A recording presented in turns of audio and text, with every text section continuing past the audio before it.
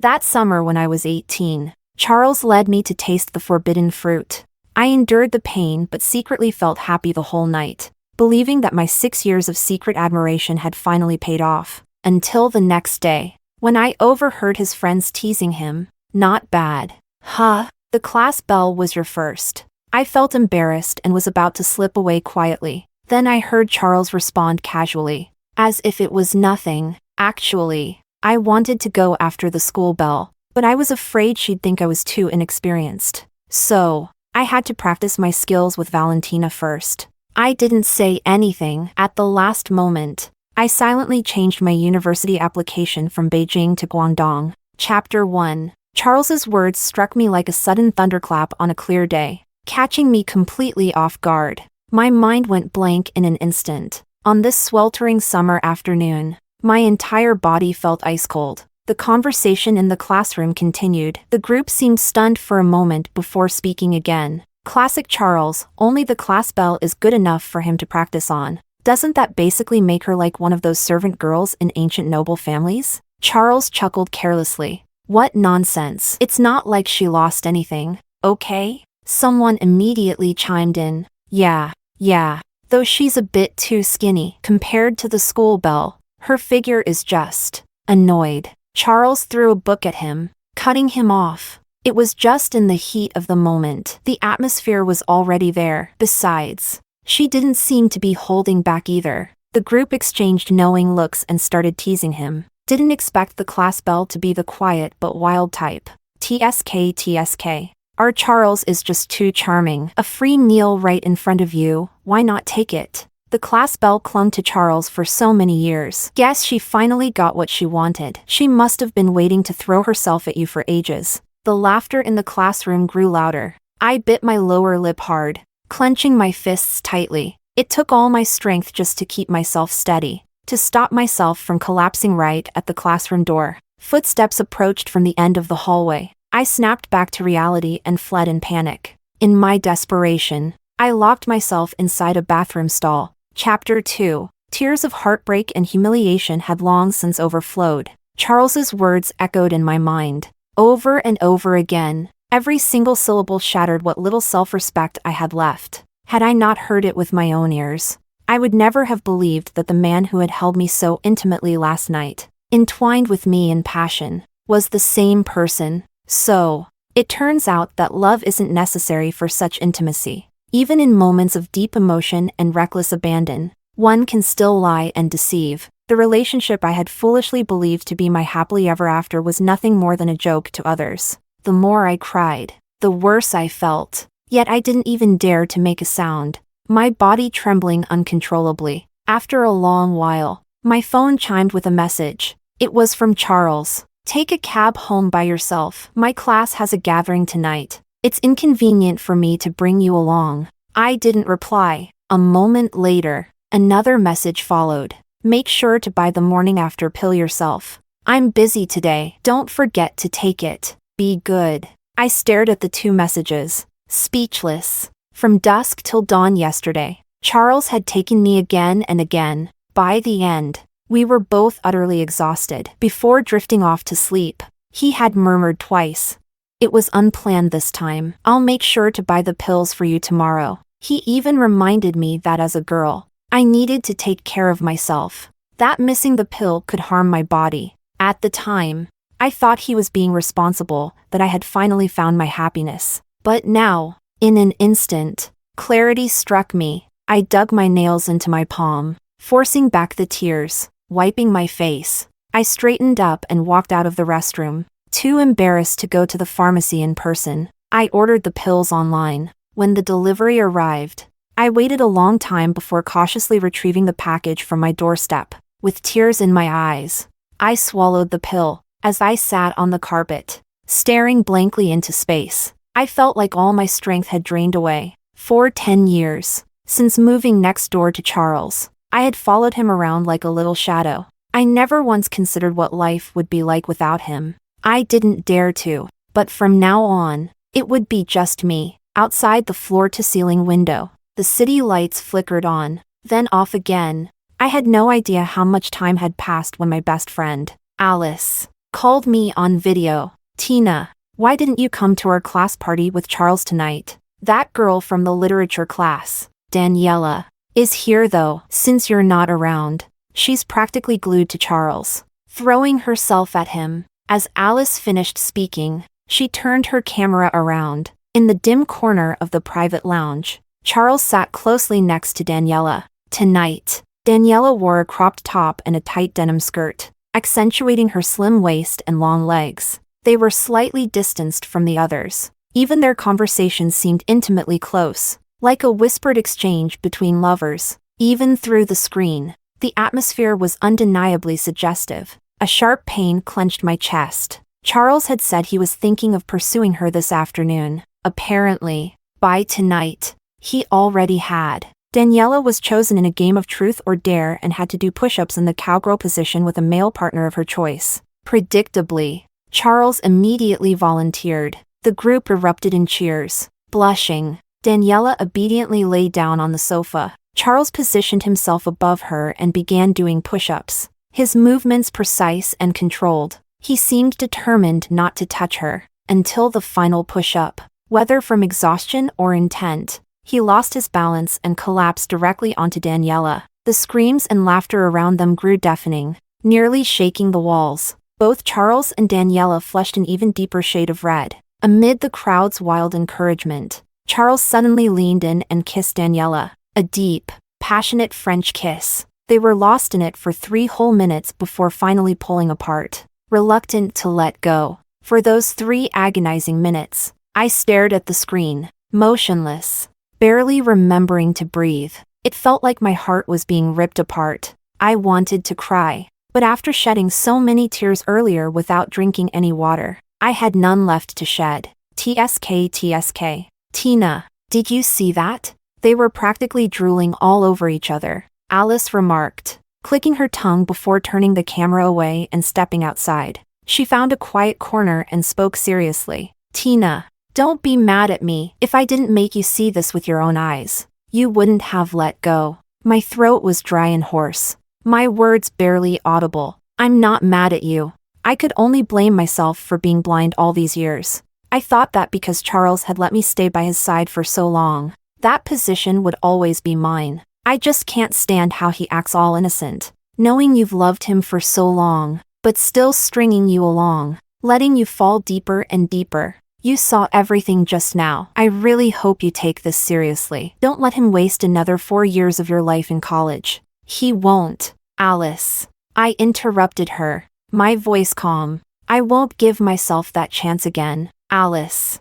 I've decided I'm going to Guangdong with you for university, but you have to promise me. Keep it a secret for now. Chapter 3. As soon as I finished speaking, to stop myself from hesitating, I opened my laptop in front of Alice. Without a moment's doubt, I changed my first choice university to that renowned school in Guangdong. Just before the deadline, Alice was so thrilled she practically jumped in excitement. She had been begging me to apply to the same university for ages. But back in our first year of high school, I had already made a promise to Charles that we would work hard together and, after the college entrance exams, go hand in hand to the place he had always dreamed of, Beijing. That was where his favorite aeronautics program was. Even though I never particularly liked the cold northern climate and had no strong feelings for that technical university. For 3 years, I made it my goal solely because of him. As neighbors for so many years, even our parents were supportive of us applying to the same university.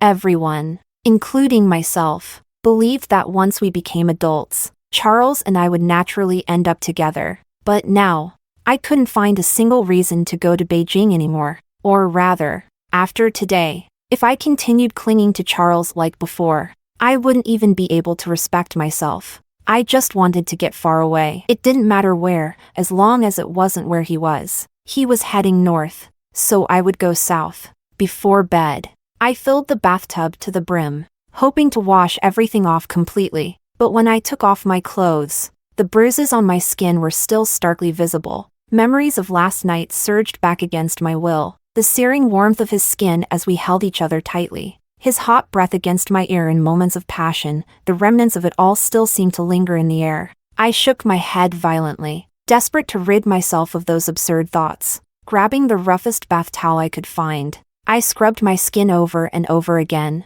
not stopping until it turned raw and red, as if scrubbing hard enough could erase the most humiliating memory of my life. The only result was that I ended up in so much pain I couldn't sleep all night. As expected, Charles didn't send any messages. For the first time in 6 years, ever since we got our phones, our habit of saying goodnight to each other was broken. Maybe it was for the best. It would have happened sooner or later. Might as well start cutting ties tonight. I drifted in and out of restless sleep until nearly dawn. Just as I was slipping deeper into slumber, I suddenly felt something, like a feather-light kiss pressed gently against my forehead. Chapter 4. I jolted awake. The first thing I saw was a familiar jawline and Adam's apple. The scent surrounding me was Charles's favorite, cedarwood, mixed with a faint trace of an unfamiliar lemon fragrance. I had almost forgotten, Charles knew my front door passcode. Seeing that I was awake, he simply lowered himself further, chuckling as he attempted to kiss me on the lips.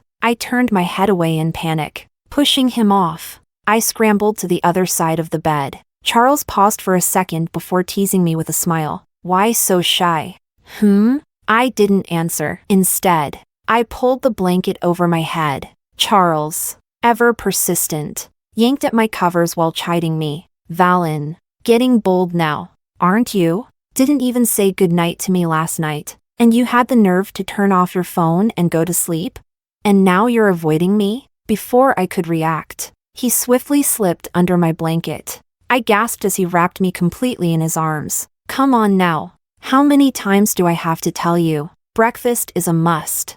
I went for a run this morning just to bring you your favorite crab roe buns. Stood in line for ages. So, do you want to get up and eat them now, or should I eat first? His breath was warm against my ear, and his hand began to wander. The haze in my mind cleared in an instant. I struggled with all my strength, but at 5 feet 3 inches, I was no match for a man standing 6 feet 2 inches. I couldn't understand him at all. He already had Daniela, so why was he still toying with me?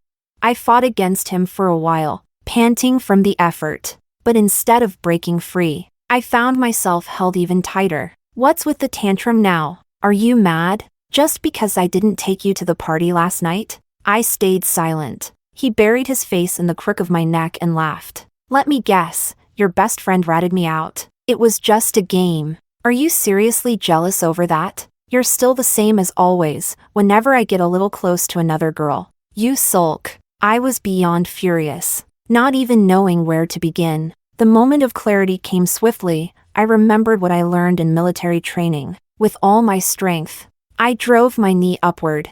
Charles groaned in pain, loosening his grip just enough for me to escape from the bed. Valentina! Charles gritted his teeth, his face flushing red. I hurriedly threw on a jacket over my pajamas and rushed into the living room. I refused to stay in the same room as him, especially not in my bedroom. After a while, Charles followed me out, looking both annoyed and helpless. For a moment, he seemed to remember something and asked lazily, "By the way, you took the pill yesterday, right? Don't cause any trouble. I wouldn't know how to explain it to your parents." He walked over to the table, picked up a cup of soy milk, and held it out to me. Here, drink something before you keep sulking. You know your stomach is weak. I neither spoke nor took the cup. Charles's hand hovered in midair for a long time before he finally lost patience. What the hell is this about? Valentina. Even throwing a tantrum should have some reason and limit. Don't you think? I replied coldly. I'm not worthy. Charles's face darkened instantly. He slammed the cup onto the coffee table. The plastic cup cracked under the force. Soy milk spilling all over the carpet. What do you mean by that? Who do you think you are? Valentina? We slept together once. Mutually. And now you think you can control me? Do you have any idea how suffocating that is? His tone was harsher than ever before. Instantly, my tears poured down like rain. Without even a second of build-up, all the humiliation and pain from yesterday surged back in an overwhelming tide. Charles seemed caught off guard by my sudden outburst and fumbled awkwardly. With frustration, he muttered an apology. Sorry. I drank too much last night. I got a little carried away just now. He crouched beside me, reaching out to wipe my tears. But I dodged him again. He froze, his hand suspended midair. Just as he was about to try again, his phone chimed. One glance at the screen, and his expression changed instantly. Without hesitation, he got up and started to leave. I have something urgent. Cool off by yourself. You're in college now, if you keep acting like a child. Who's going to put up with you? Less than half an hour after he left, Alice sent me a screenshot. It was a WeChat post from Daniela. Sunny days, said I was hungry. And poof! A love-filled breakfast appeared like magic. Feels like my crush and I are finally on the same page. The attached picture showed a breakfast set, the exact same crab roe buns Charles had brought to my house. Down to the packaging. I didn't reply. Silently, I wiped away my tears, crouched down, and carefully tried to clean the spilled soy milk from the carpet. I scrubbed for ages, only to realize in frustration that the stain had already seeped deep into the wool. Impossible to remove. Anger surged through me. I grabbed the entire rug and threw it out. It didn't matter, it was just something Charles had brought back for me from Nepal after a full afternoon of careful selection. Along with it, I gathered every single thing of his left in my home, every gift he had ever given me, every photo of us together, one by one. I packed them all up and threw them away. I spent the entire day cleaning him out of my life. Charles didn't contact me in the days that followed. Things must have been going well with Daniela, or maybe he was waiting for me to back down. In the past, every Cold War between us ended with me apologizing first, without exception. But this time, I didn't reach out, and I never would. I blocked his WeChat and phone number, changed my door passcode, and deleted all my social media accounts. With everything settled, I called my parents, who were on a business trip. I told them I wanted to visit my aunt in the US for the summer. The plan was simple. By the time summer ended, I would leave straight for university in Guangdong with Alice. No one but Alice knew about my decision. This plan would ensure I avoided every possible encounter with Charles. On the phone, my mom teased me. "Oh, are you and Charles planning a little vacation together?" I brushed it off with an excuse, not wanting to explain. I simply told her I wanted to spend time with my aunt and grandma. I begged my dad to book me the earliest available flight. I was ready to leave that very night, but just as I was about to step out, I ran into Charles's mother at the villa entrance. She greeted me warmly. "Tina, what are you doing here alone? Charles didn't come pick you up. Didn't he say he was taking you on a skiing trip to New Zealand? Have fun, dear." I fully support it. I froze. Back during exam prep, I had indeed told Charles that I wanted to experience a Southern Hemisphere winter and go skiing in New Zealand. But given how things stood between us now, why would he still plan a trip like that? There was no time to dwell on it. I muttered a quick excuse and hurried off. What I never expected, however, was that at the airport, I would run into Charles. Chapter 5. He was with a group of friends. Daniela was there too. Charles carried a woman's handbag in one hand while keeping his other arm around Daniela. They walked at the back of the group. Every so often, Daniela would tilt her head to say something to him, and Charles would always lean down patiently to listen. Not like us. Charles had always been taller than me. He kept growing while I stayed the same. Whenever I wanted to talk to him, I had to tiptoe, bouncing slightly just to reach his ear. Turns out, for someone he truly cared about, he was willing to lower himself first.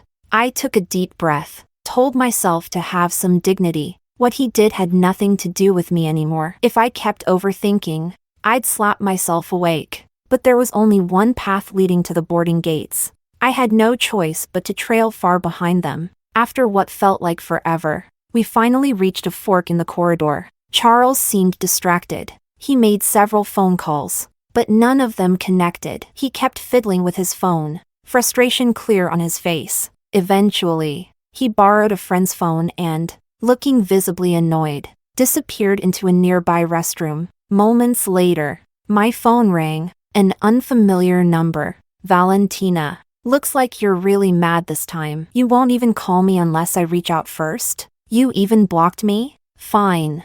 Have it your way. Just don't come crying to me when you get to Beijing and don't know anyone there to take care of you." Charles's tone was sharp, his words relentless as he continued lecturing me. I said nothing. There was nothing to say. He only seemed to get more irritated by my silence. I don't have time for this. Just unblock me on WeChat already. I'm about to fly out with some friends for a couple of days. Might not have good reception. So don't go worrying yourself sick. I couldn't even be bothered to respond. I simply hung up and turned off my phone. From a distance, I watched Charles return to his group, face dark with frustration. Without another moment of hesitation, he grabbed Daniela's hand and headed toward the left gate. I sighed, turning right. During my time in the US with my relatives, I put on a happy front. I kept myself busy, filling my days with activities to avoid any gaps that might lead to overthinking. And, of course, I never added Charles back.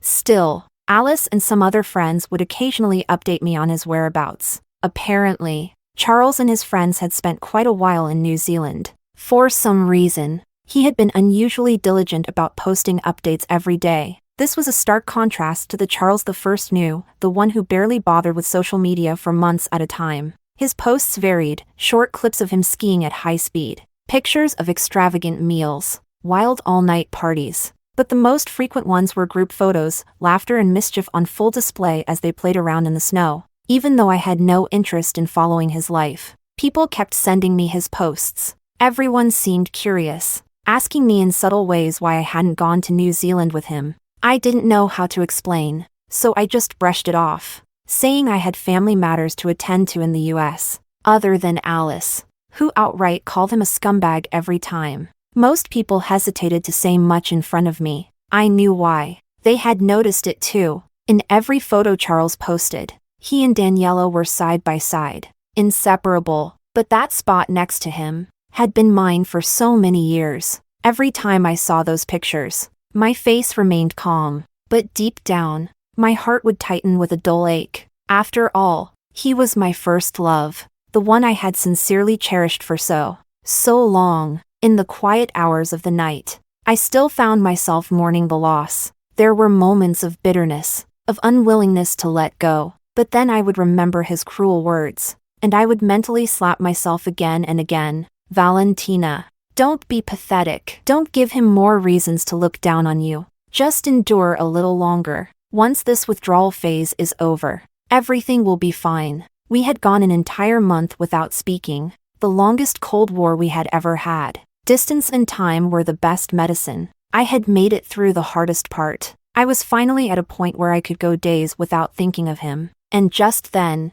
Charles changed his number and called me from overseas. Chapter 6. Valentina, you're really something. Huh? Took off to the US and didn't even tell me. You've been there for so long. Summer's almost over. Did you forget you promised to travel with me? Maybe because we hadn't spoken in so long. His voice held a rare hint of hesitation behind the complaints. I still didn't want to talk to him. I was about to hang up when Charles's mother snatched the phone. Tina, sweetheart, are you enjoying your time over there? Charles. This boy, he never tells me anything. I only just found out you two had a fight. Don't be too hard on him, okay? When you come back, make him apologize to you in person. Oh, by the way, Charles got his acceptance letter today. Yours should be arriving soon too. When are you coming back for your graduation party? I have a surprise for you. Charles's mother had always been kind to me, like a real aunt.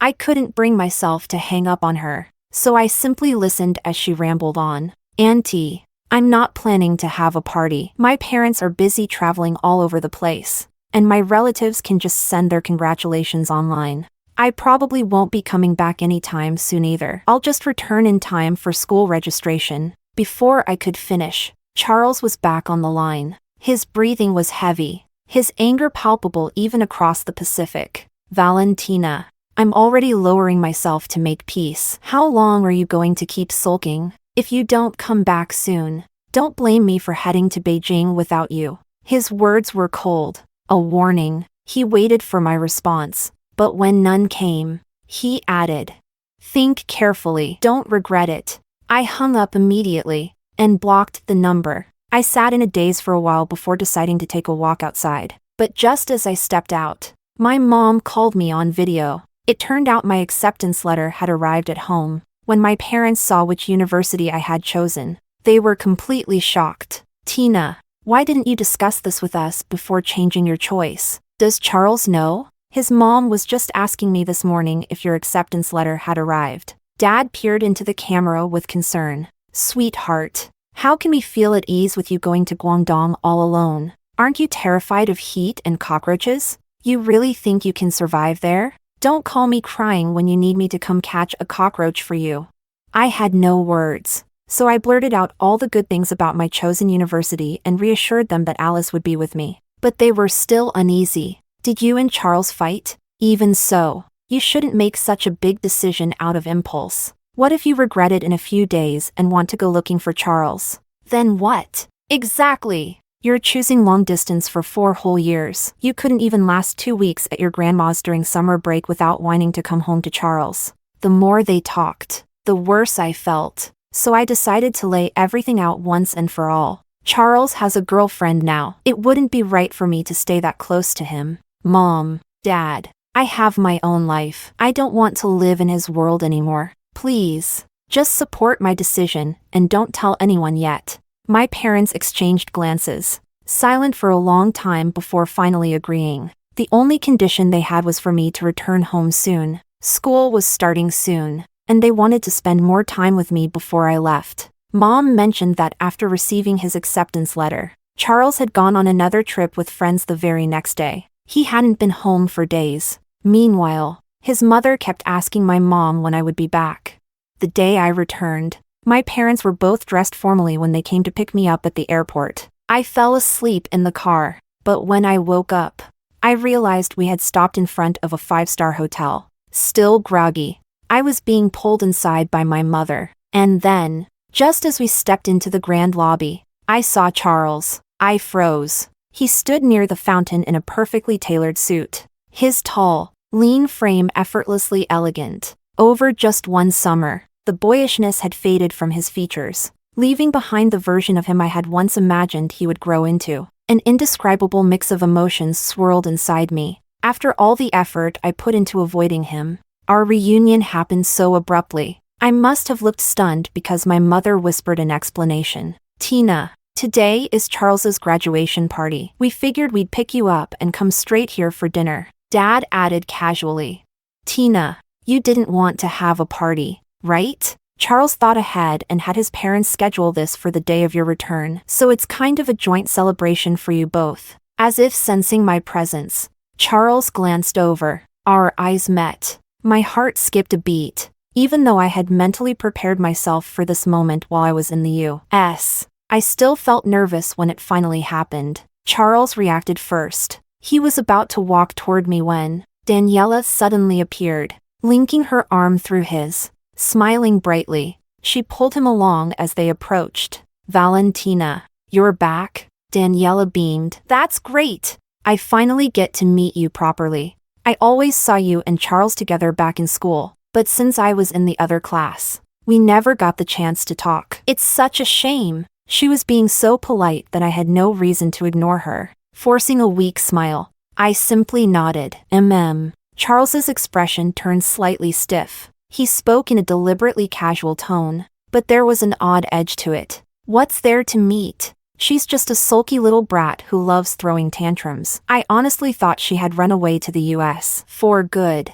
I said nothing. I didn't know how to respond. Daniela, in her glittering silver gown, shone under the lights, perfectly complementing Charles in his sleek suit. I looked down at myself. A plain white t-shirt, jeans, and sneakers. My hair was still messy from sleep. I looked like I had just come back from picking up a package at a delivery station. My mom suddenly remembered something and whispered in my ear. I got you a dress. You can change in the makeup room later. I shook my head. There was no need. I wasn't the main character here. Charles kept watching me, his expression unreadable. Daniela's gaze flickered between us. The air grew thick with awkward silence. Thankfully, a group of friends arrived just in time, and Daniela immediately pulled Charles away to greet them, radiating the confidence of a hostess. Seizing the opportunity, I quickly tugged my mother inside the banquet hall. Chapter 7. Charles's graduation banquet was only for close friends and family,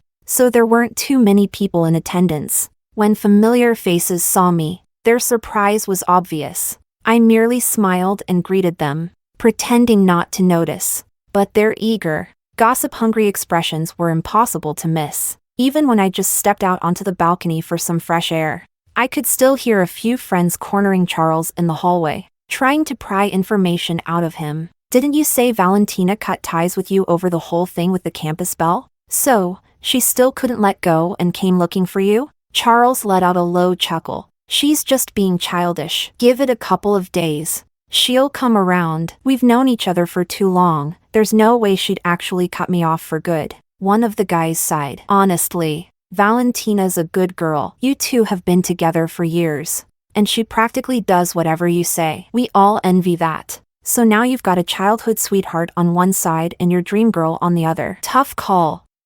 What are you planning to do? Charles was silent for a moment before finally speaking. To be honest, I think Valentina is great, but it just feels like a waste. I'm still young. What kind of man only has one woman for his entire life? Knowing exactly how it ends from the start would be too boring. I need to go out and explore, but that doesn't mean I have to give anything up. As long as I can always come back home, it's fine to enjoy the scenery elsewhere. A heavy silence followed. Then his friend chuckled and punched his arm lightly. Damn, Charles, you really are a player. I couldn't listen anymore. I quietly walked away. The evening breeze brushed against my face as I took a deep breath, trying to calm the heat rising in my eyes. I hated myself for being so blind in the past, for seeing him in the wrong light. Tonight had been unbearable. The only comforting presence was Charles's mother, who was delighted to see me and kept fussing over me at the dinner table. Tina, the weather in Beijing is dry. Tomorrow,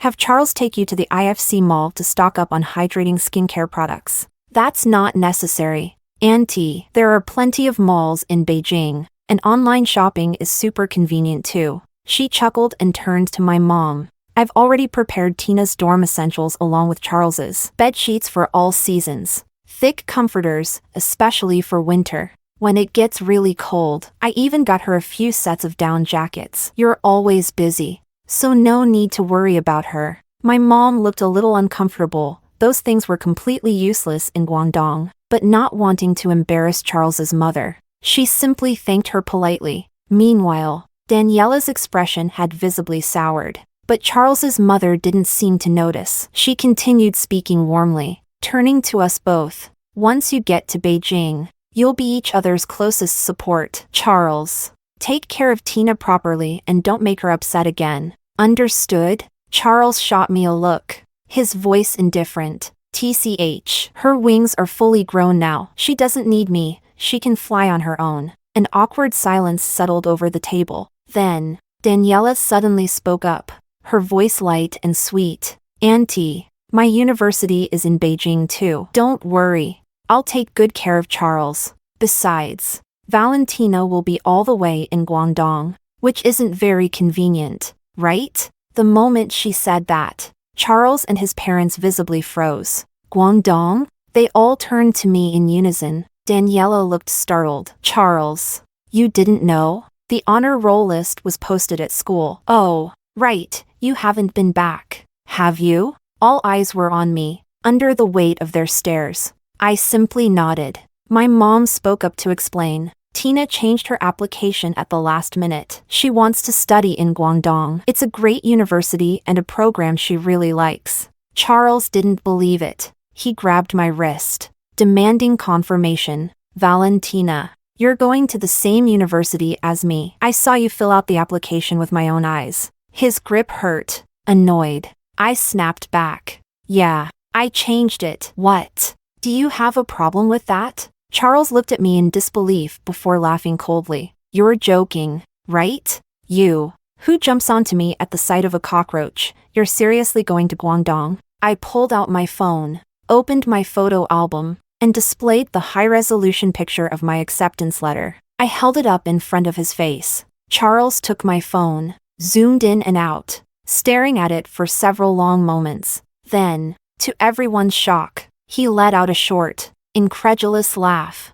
And in the next instant, he grabbed my wrist and dragged me straight out of the banquet hall. Chapter 8. Charles dragged me into the lounge and shut the door behind us. He leaned against the door, blocking my escape, his voice sharp and pressing. Valentina, well played. You really went and threw away our agreement just to spite me? Transferring to a university in Guangdong? I lifted my head, forcing myself to stand firm. I have my own dreams. Why should I have to shape my life around your preferences? Charles, be honest with yourself. Are you mad about our so-called promise? Or are you mad because I won't be your convenient backup anymore? His face paled. What the hell are you talking about? Do you have to make it sound so ugly? We're adults now. That night, wasn't it mutual? Or are you still hung up on that one night? I felt embarrassed, but I refused to look away. Charles, if you liked someone else, you could have just said so. I wouldn't have clung to you shamelessly.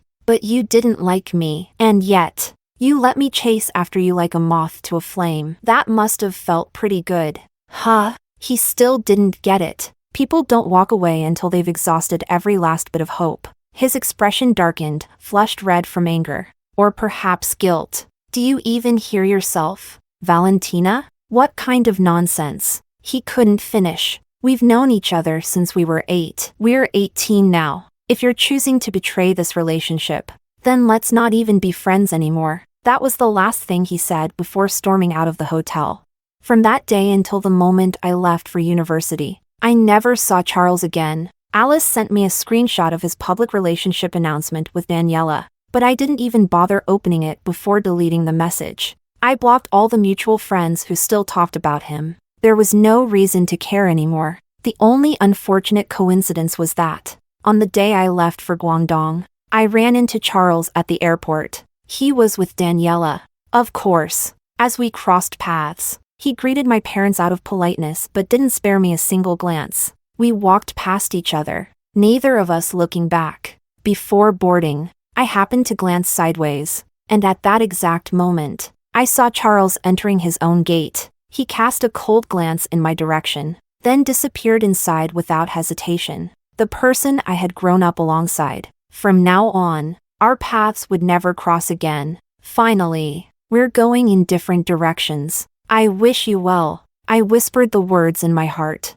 After that, we went a long time without hearing from each other. I even told my parents not to mention him around me. In my new life, I made friends, joined clubs, and stayed busy. The past no longer held weight. I realized that revolving around one person for so many years had been incredibly dull. For the first time, I actually agreed with what Charles had said back then. The world is so vast, and life is so long, why tie yourself down to one person so soon? I was grateful that my university wasn't in a place with harsh winters, even though the humid spring and typhoon season were annoying, and cockroaches were indeed a nightmare. The sight of flowers blooming year-round made it easy to forget what winter even felt like. On New Year's, an old high school friend visited Guangdong. Alice and I took her out for dim sum. Casually, she mentioned Charles. Oh, he and Daniela broke up ages ago, with all the universities along Academy Road. He's been dating his way through them, one relationship after another. He's completely different from how he used to be in high school, no longer the cold, serious academic type. You wouldn't even recognize him now. I stayed silent. Alice shot our friend a warning look, signaling her to change the subject. She quickly did. That night, we watched the fireworks over the Pearl River. Counting down to midnight, Alice told me to make a wish. After I made one, I realized it was my first wish that had nothing to do with him. For 6 years, every single wish I had made was about Charles. And now, he wasn't in my future at all. I smiled. I had truly let go.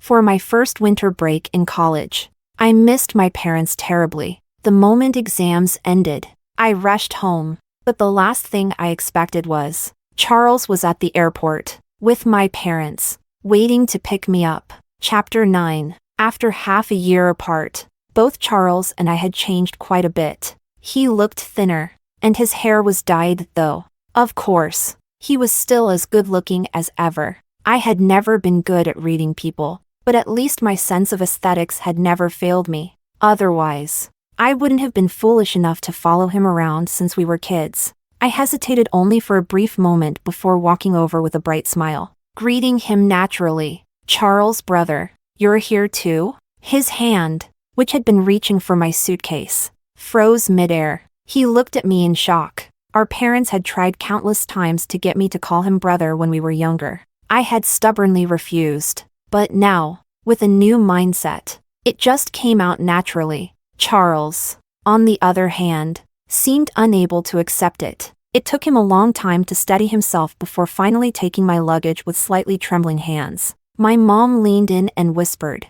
We ran into Charles at the airport entrance. He insisted on coming along to help pick you up. I smiled at her, signaling that it was fine. During the car ride home, I eagerly shared all sorts of funny stories about my university with my parents, making them laugh non-stop. I ignored Charles the entire time, but out of the corner of my eye, I noticed that he had been smiling the whole ride, lips curling up slightly despite himself. That day, it seemed like he wanted to come inside for a bit, but the three of us politely declined. Throughout the winter break, I was busy practicing driving during the day and hanging out with high school friends at night. I heard that Charles had come looking for me a few times but had missed me each time. I was surprised. I didn't think there was anything left for us to talk about. This year, both my grandma and aunt came back home for the Lunar New Year. The house was lively on New Year's Eve. After dinner, the elders gathered on the couch to watch the Spring Festival Gala while us younger ones learned how to play mahjong. Suddenly, Charles and his parents arrived at our doorstep, carrying bags of gifts. Our house is too quiet. Hope you don't mind us crashing your game, Charles's mom joked. In the past, our families had always spent the holiday together. This year, however, my mom had declined their invitation to dinner because of what happened between Charles and me. Still, with guests already here, it wasn't like we could turn them away. Charles naturally took a seat next to me, watching as I played. My cousins, unaware of our history, kept teasing us. I laughed and clarified each time. Charles, however, didn't look too pleased. At midnight, when we all went outside to set off fireworks, he suddenly pulled me aside, as if he had something to say. But before he could speak, my phone rang. Blushing slightly, I pulled my hand away and stepped aside to answer. It was Santiago, a friend I had made in university, a Guangdong local, bright and playful, the type of guy who always had a joke up his sleeve. He called just because he was bored and wanted to count down to the new year together. I didn't think much of it. It was the holidays, after all, so I kept him on the line, letting him listen in as we welcomed the new year. Right before hanging up, he chuckled. Actually, I just wanted to be the first one to wish you a happy new year. Happy New Year, Valentina. I laughed happily and wished him the same. We chatted for a bit longer before he finally hung up. When I turned around, Charles was standing behind me, his expression cold as ice. I had no idea how long he had been listening. Boyfriend? His voice was hoarse. Not quite yet. I thought for a moment before answering honestly. Charles was silent for a long time, thinking the conversation was over. I was about to head back inside when he suddenly spoke again. You know, out-of-town guys aren't always reliable. You should find someone local, someone you actually know well. I nodded. True, you never really know a person. I'll keep evaluating. Thanks for the advice. Charles, you should settle down too. It was as if I had struck a nerve. His expression darkened, and without another word, he turned and left the courtyard. I didn't think much of it. Charles had always been unpredictable. I used to think everything about him was great, but now, well, for the rest of the break, I spent my time visiting relatives and going on road trips with my parents. I barely stayed home and didn't run into Charles again. Before I knew it, winter break was over, and I was back at university. But the next day, I saw Charles standing at my campus gate. Chapter 10. Charles looked utterly exhausted, as if something terrible had happened. Charles, what are you doing here?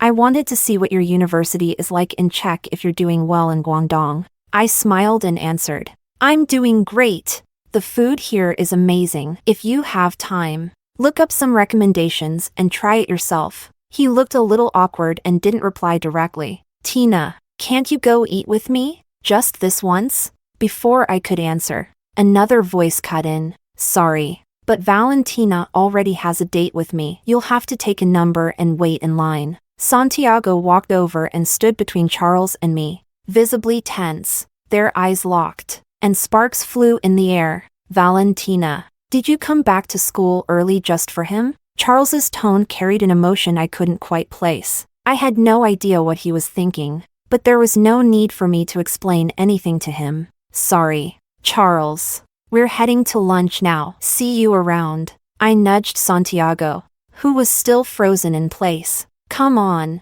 didn't you say that farm-style restaurant was really far? Let's get going. Santiago let me drag him away but still shot Charles a glare before leaving. As we crossed the street, I glanced back. Charles was still standing by the campus gate, staring at us under the shade of the trees, looking unusually lonely. I once heard that after a breakup, women take a month to grieve before moving on. But men might take much longer to realize what they've lost, only then does their pain hit them full force. It seemed like Charles's delayed reaction had finally arrived. After months of playing around and an entire winter break in silence, he suddenly began appearing around me again. I had no idea what excuse he used to get permission from his school, but he kept showing up in Guangdong. He started sending me all kinds of gifts, flowers, bags, jewelry. I refused them all. Whenever he had nothing better to do, he would camp outside my dorm building, refusing to leave no matter how much anyone tried to persuade him. Whenever he found me, he would accompany me to class and eat lunch with me as if it were completely natural. Santiago was so annoyed that he sighed dramatically at me every day. He would occasionally throw in some sarcastic remarks, which made me laugh despite myself. Even Charles's mother called me multiple times. She told me that the university had already contacted his parents. If Charles kept skipping classes like this, he could end up being held back or even expelled. She pleaded with me to talk some sense into him. I was completely fed up. I had no idea what Charles was thinking. Back then, he had been determined to explore the world, refusing to be tied down, and now he was acting like some deeply devoted lover. I decided to confront him directly. When Charles realized why I had come to him, his emotions spiraled out of control. Tina, why can that guy Sue chase after you? But I can't? How long has he even known you? And how many years have we been together? There's no one in this world, apart from your parents, who knows you better than I do. No one is a better match for you than me. His words made me laugh in disbelief. Charles, do you really not remember what you did? Think about it. Did you ever take my feelings seriously? You just enjoyed the sense of superiority you got from having me chase after you. You thought that no matter how you treated me, I would never leave. You played with my heart however you pleased. I had hit a nerve. Charles's expression twisted, but he didn't deny it. Yes, I made mistakes in the past. I was young. I thought the world was full of temptations, and I didn't want to be tied down by you. I owe you a proper apology, Valentina. I'm sorry. For the first time, he looked genuinely sincere. Then, lowering his voice as if begging, he said, but even if you see me as a stranger now, don't I still have the right to pursue you again? Ever since you left, I've realized I don't know how to live without you. I can't even imagine a future where you're not part of my life. The evening wind by the river was strong, making my head ache. I took a long time to think before finally answering. To be honest, Charles, I've realized something since leaving you. When two people truly like each other, they don't have to constantly tiptoe around each other. For the first time, I can be myself. My emotions are no longer dictated by someone else's whims. And I suddenly realized, maybe what I felt for you back then wasn't love. Maybe I was just young and naive. Charles froze, as if he had been struck by lightning. It took him a long time before he spoke again, his voice filled with pain. But we promised. We said we would go to college together, study abroad together, travel the world together. Are you breaking all of those promises? For a brief moment, I hesitated. I nodded, then shook my head. You were the one who broke them first. And besides, I've already found someone I want to do all those things with. Charles's composure shattered. His eyes turned red. Stop. Tina, please, just stop. Seeing him like that, I couldn't help but say one last thing. Maybe you don't actually love me. Maybe you just can't accept losing. Charles, it's time for you to move on too. I didn't wait for his response. Across the street, Santiago had been waiting for me for a long time. I ran over to him. As soon as I reached him, he took my hand without hesitation. Did you finally get rid of your ex-boyfriend? He joked. Did you tell him that from now on, I'm the one who'll handle all the cockroaches for you? He's not allowed to kill even one anymore. I laughed and laughed, almost bursting into tears. Before walking away, I glanced back one last time at Charles. He was still standing there by the river, motionless. People passed by, coming and going. Some were saying goodbye. Others were reuniting.